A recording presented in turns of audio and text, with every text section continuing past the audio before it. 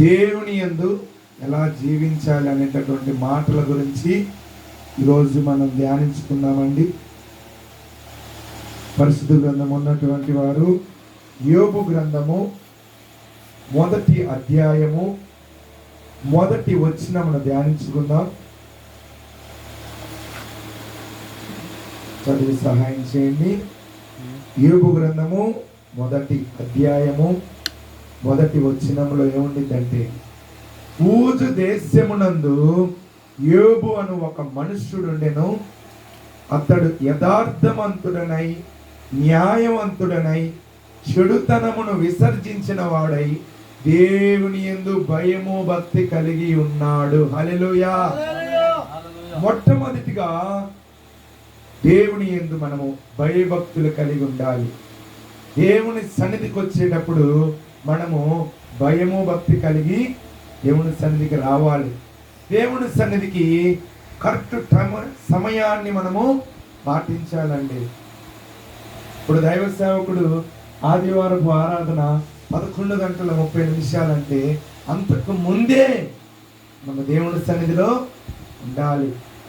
దేవుడు కూడా అంతకు ముందు సమయంలోనే దేవుడు ఇక్కడికి వచ్చి ఉంటాడండి. దేవుని యందు భయము భక్తి కలిగి ఉన్నాడు యోబు గారు. మీ అందరికీ యోబు గారి గురించి తెలుసు, కొత్తగా మనం చెప్పాల్సింది ఏమీ లేదు.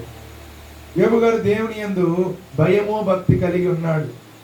చెడుతనాన్ని విసర్జించాడండి.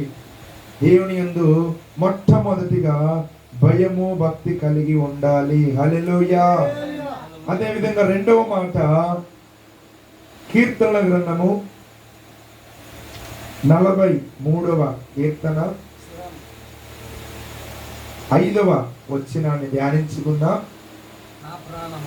నా ప్రాణమా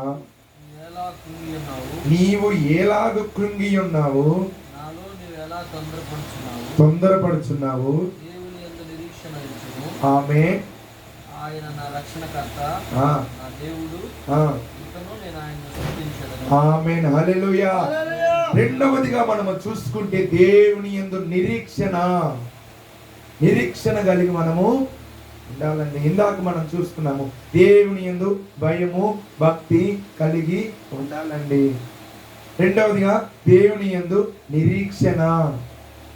నా దేవుడు నా కుటుంబంలో ఉన్న సమస్యలను తీరుస్తాడు అని ఒక విశ్వాసము.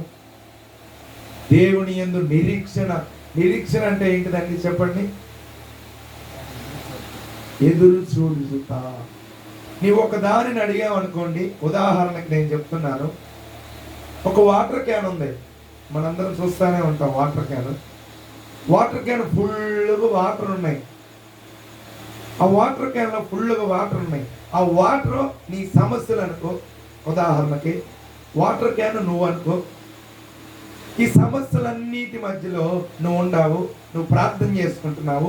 కొంచెముగా నీకు దాహం వేసినప్పుడు